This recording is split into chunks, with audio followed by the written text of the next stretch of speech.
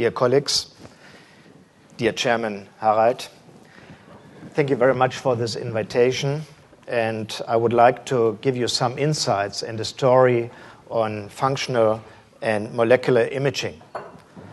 Of course, the goal of our doing and of our research is to influence clinical algorithms, which can be structured in diagnosis, in finding, and fight in therapy, and of course in follow-up.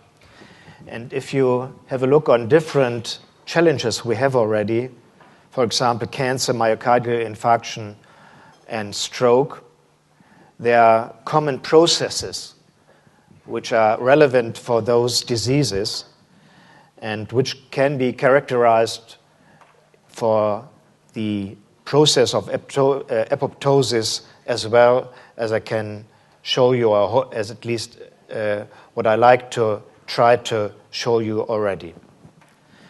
All the story I want to present starts because we are clinicians with the questions asked by patients or the medical doctors who are responsible for them. And then we ask which process is relevant. So we ask for the targets of the disease. We try to image. And if we want to image a target which is characteristic for this disease, we have to look for ligands. We need chemists, for example, and those chemists who are able to put a lamp, a light, on such a ligand in order to visualize this. To visualize means we need special devices, scanners, cameras, or something else. And is sometimes, especially if we have moving targets or noise or the time as parameter, we need special algorithms. So we need the help of computer sciences, stochastics, and numerics. And before we go again into patients and the story starts again, we have to do experiments in cells and animals, of course. I would like to focus a little bit on molecular imaging, more on PET than on the other techniques. Nevertheless, I'll try to convince you that PET alone, of course, is only of limited value and that we need all the techniques. Of course, MRI and CT, morphologically oriented, are of help. And if you have a look on this patient of the whole body or nearly the whole body with metastasis of the Ewing sarcoma, of course, it is of help if you have the metabolic information compared with this end stage of a disease, of a metastasis as well. So in this case, the glucose metabolism as one measure of the activity of the tumor is visualized here. And if we bring both together, of course, like in PET-CT, we have in a hybrid system both informations at one time. So this is of help, and I will show you again the molecules are colored by molecular imaging. So we have the question, the diagnostic challenge by the patient with a disease, and we have different imaging modalities. And as if the same problem we have with the white light, not one color brings the white light, so we have to bring them together. So we have strength of the methods. X-ray and CT are, as I mentioned already, morphologically oriented. We have seen it today and yesterday as well when we have seen the CT images, but what is the activity of that? What is the function? So up to the molecules, different techniques have different strength and different values. And if we combine those methods, like it is done since some years in PET-CT, we cover morphology up to the molecules. Just one strength of our weakness of the methods sometimes have to be mentioned. That is the quantification. If you have a look from this illusion, it seems that A and B have the same grayscale. A and B have the same grayscale. Or are they different? you will say they are different. But because of the column, if you compare them both, it is an optical illusion. A and B have the same grayscale. So that's the same with CT or MRI if you have only the static image in grayscale. So we need a quantification, and the quantification, especially in the therapy or follow-up studies, is needed. If this is not done, it has only a minor value. Coming to my talk, to the story I want to give to you, starting with the targets defined by the patients. And I want to start only with two examples. One is the well-established finding of Warburg, published in the 20s of the last century, that is that glycolysis is an important step in characterizing tumor tissue. So this effect has found its clinical value in clinical routine practice. The second one is caspases. If you look for different stresses, they could come from external stress points or from internal one. They all have a final endpoint in the caspase 3 to be characteristic for apoptosis. Apoptosis in oncological problems, not in inflammation problems, the caspase 3. So we want to image those processes, the caspase 3. But this is not the only target we have, at least in Münster. We look for different targets, as you can see here. We have ligands for endothelin A, for sphingolipoid, for macrophages, for caspases, I will show you, for integrins, important for angiogenesis, or for matrix metalloproteinases, as is shown here. So they characterize basic processes which are of importance in quite different diseases and are of importance in oncological processes as well. What is asked by the clinicians? So the first question is, where is the problem? Where is the apoptosis, for example? In the whole body, not only in a part of the body, because especially if you have a metastasis, this could happen everywhere in the body. And what is the extension? Then we need in the whole body the information of the dynamics of the time course. And as I showed you by the chart of the optical illusion, it is of importance to quantify the activity. This all is especially of importance if you have a look for the efficiency of the therapy. So what ligands do we use? Just to remember that FDG has its principle and is now established in clinical routine work. Glucose is of importance, the glycolysis, in characterizing the tumor tissue. And we have a special analog that is FDG, which shows the glucose transport into the cell, which is trapped already, that an image is possible. And again, the hexokinase activity is shown by an image. If you use glucose labeled with the light, with a lamp of fluorine 18, which can be looked at from outside by special scanners already. Another approach is, in that special way, not doing the work with antibodies, because it's a protein, it's difficult. The difficulty lies in the metabolic activity of the protein itself, which can be destroyed, and we look only for the lamp, so we use for inhibitors and for enzymes, and the lead structure of such an caspase inhibitor is the isotene or isotene here. It's a small molecule, and if we take this molecule, which fits here and shows only the active part, has this size here, or fits into this structure here, and the chemists have the possibility to play with lamps or with lights on this pocket, where they can use here, for example, positron emitters or optical imaging techniques or something else here. And I will show you that this is not trivial, so we need a lot of radiopharmacy to yield an affinity of about 1 nanomole.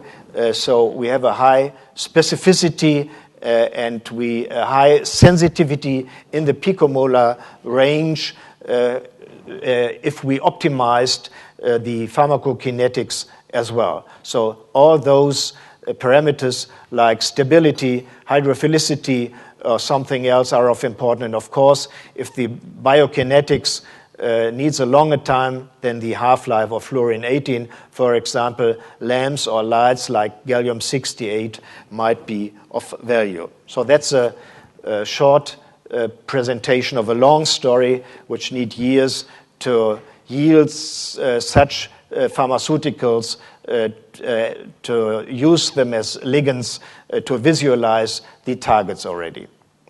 Coming to the devices, it's not trivial again.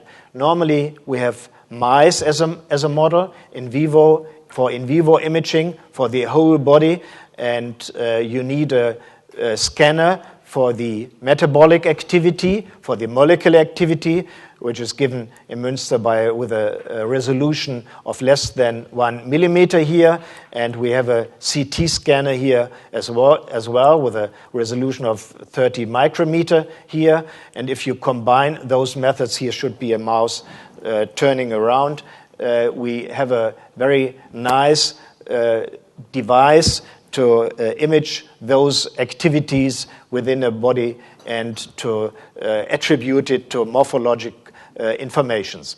This was done not only for CT, but for MRI as well, in a proof of principle study by Pichler and his group in Tübingen, published here from Judenhofer. And this is just a proof of principle to show that it works in oncologic problems as well, as you can see here with the proliferation marker FLT in mice. We did those studies together with the Tübingen group as well. That's a cooperation of a paper which is now in press. Here's an MRI information of a brain tumor, and additionally we see the amino acid transport visualized by methionine labeled with C11, and we can combine those two informations in a hybrid system at once in one moment at the same time here, for example, for a glioblastoma, and that's a study which will be published within the next month. But that's not the only problem. That might be typical for studies in oncology.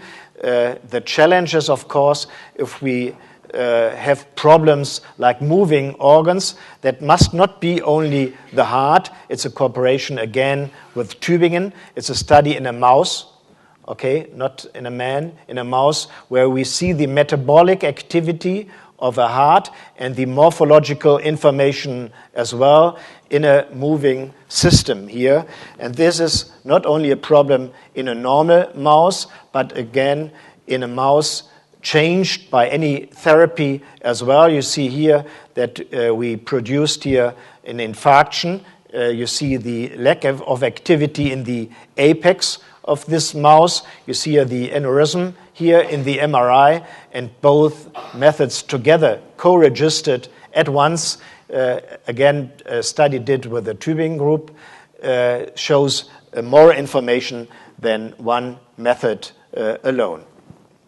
So this additional information is very important in oncology, not only in diagnostic procedures, but in oncology, of course, and in therapy again. We can show this and demonstrate this meanwhile in clinical routine in radiotherapy, for example. This is a woman with a cervix cancer here, and by the molecular information, you can see more lymph nodes which had a normal size in CT, and a consequence of this additional finding is, this is an additional finding just in the number of the lesions and on different sides. This leads to a boost of the therapy here.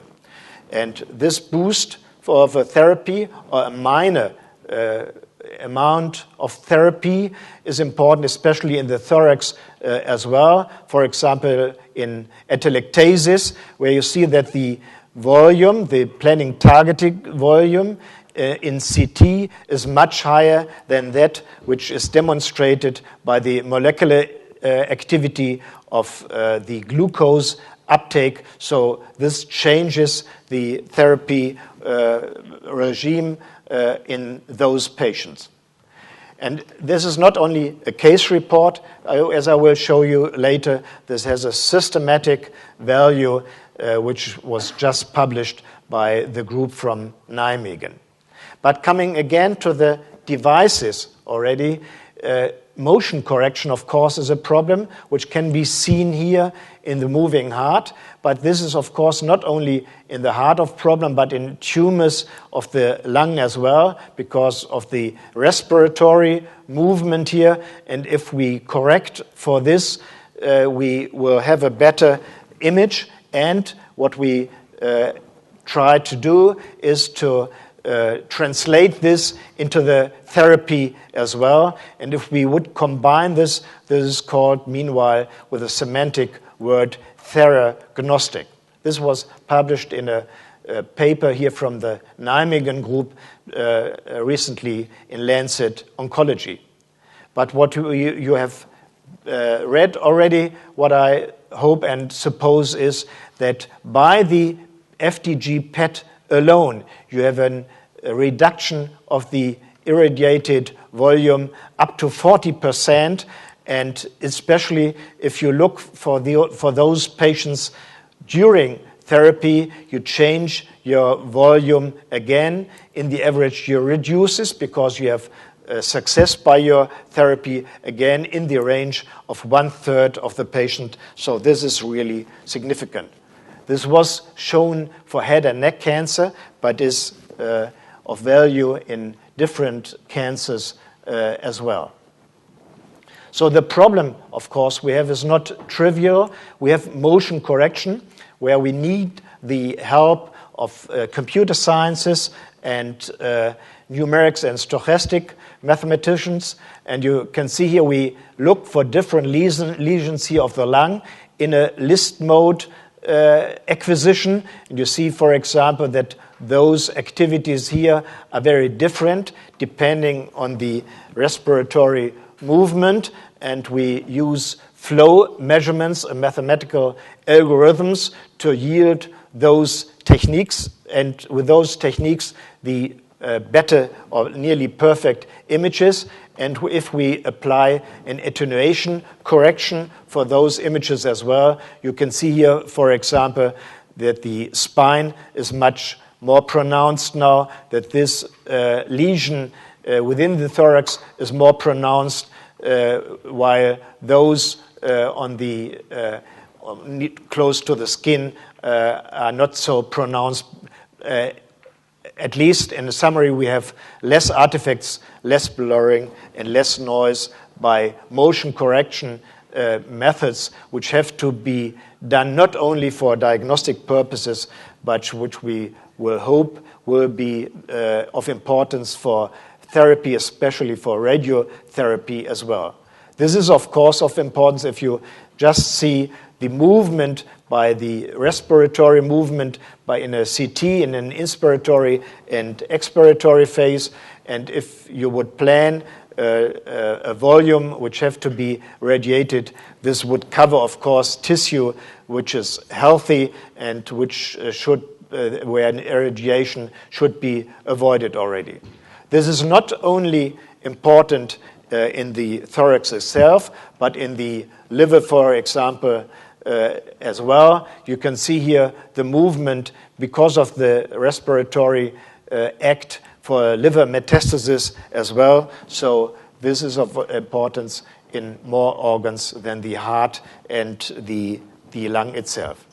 Coming to the animals, I just would remind you that this is not trivial as well. I just would give you two examples of xenografts where you have the same tumor, a B16 melanoma, and if you use this model in a whole body setting here, for example, and if you apply those malignant cells by an intracutaneous application, you see after 3 weeks and more after 4 weeks a tumor at this site here. But if you apply the same tumor, the same tumor cells intravenous, you see that even after 2 weeks you will see tumor tissue, but on a different side. So the models have to be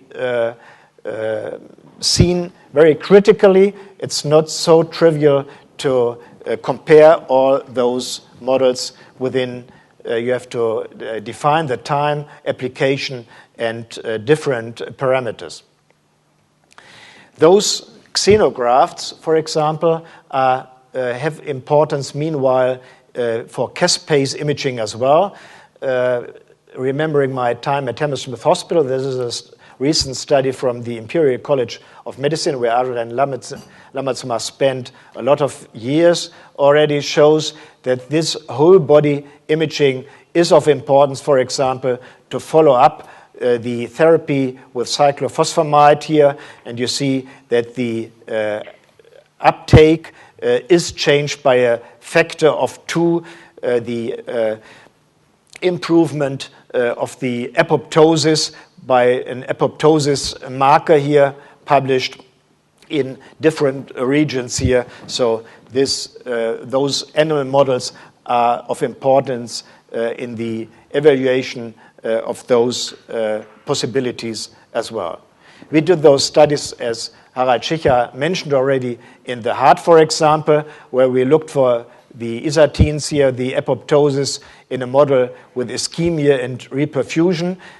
Despite in a mouse model, we had nearly no perfusion here in the lateral wall of the heart of the mouse. The uptake of the apoptosis was significantly, as you can see here with the histology as well. And this is of importance not only, as I told you, in oncology or in myocardial infarction, but in stroke as well. This is a mouse brain, a brain of a mouse with PET, and you can see here a higher uptake compared with the contralateral side in a stroke situation.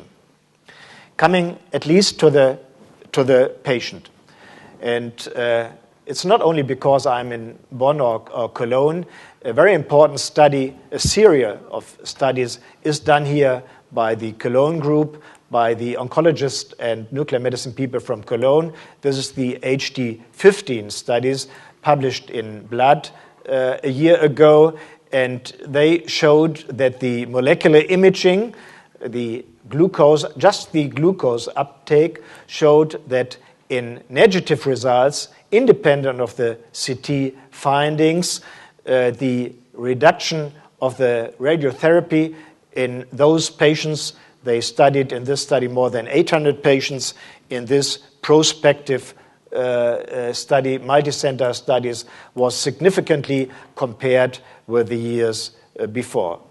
And again, even after 6 months, there was a significant difference in the progression-free survival in those patients which had a positive molecular imaging, a positive PET, and those who had no metabolic activity of the residual tissues already.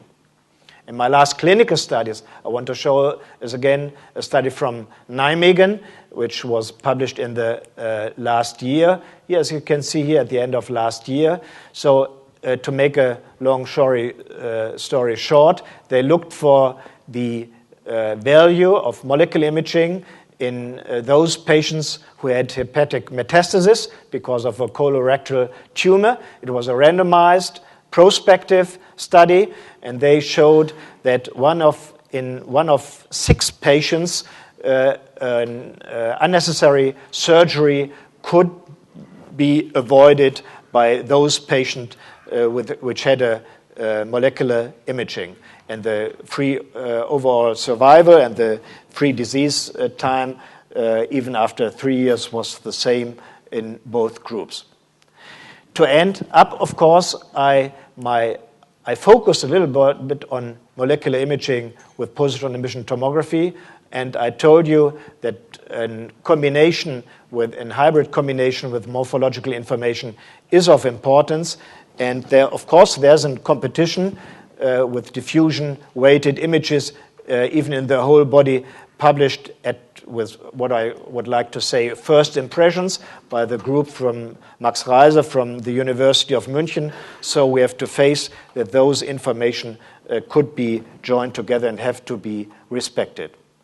To sum up, I tried to show you that not one single method will answer all those questions asked in the preclinical and clinical states, and PET-CT is one answer, and I think PET and MRI could be a second valid one. All that information I gave you, of course, is not to my own origin. We need a group, as I told you, we need a group of biologists to identify targets, of chemistry to produce the ligands, of mathematics for the different devices and algorithms together with the physics. We need the help of the industry, but in the center, again, is medicine. Thank you very much for your attention.